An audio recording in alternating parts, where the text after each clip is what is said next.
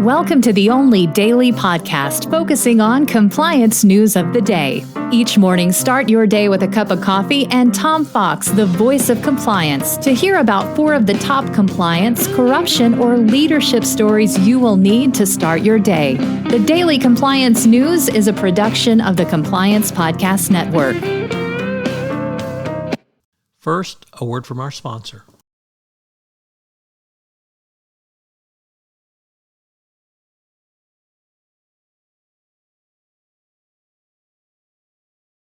The Daily Compliance News for February 16, 2023, the Defending Fraud Edition.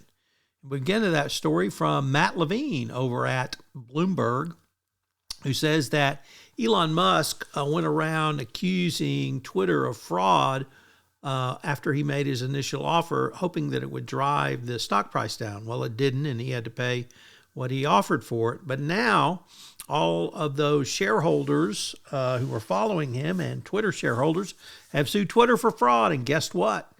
He has to defend all of those claims. So don't claim fraud if you're going to buy the company and have to defend it.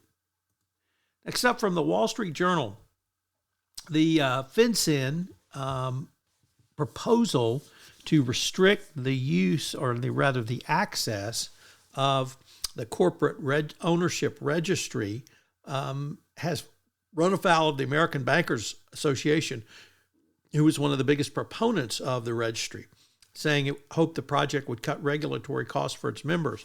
But the Treasury Department so watered down the ability of banks to actually use it that the banks have now said it's fatally flawed and the entire FinCEN proposal should be withdrawn.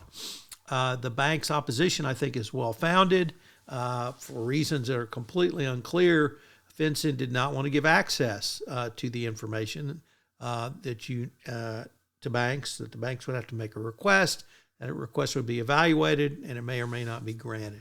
So big step back for the Department of Treasury on the database proposal.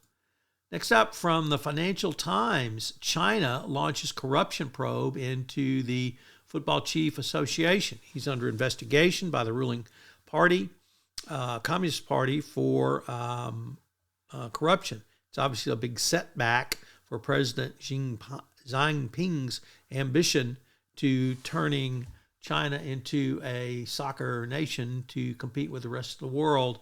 But when you go under anti-corruption investigation in China, pretty much means your goose is cooked.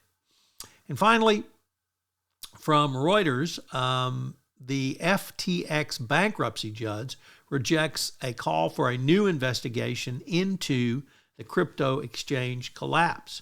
The judge rejected a request by the Department of Justice's bankruptcy watchdog, who said that the company or the bankrupt trustee could not perform an internal investigation, and they wanted an independent body to perform an internal investigation to find out what happened at FTX. So the bankruptcy of FTX moves onward through the fog. The Daily Compliance News is a production of the Compliance Podcast Network and a proud member of C-Suite Radio. Thanks so much for listening. I hope you'll join me again tomorrow.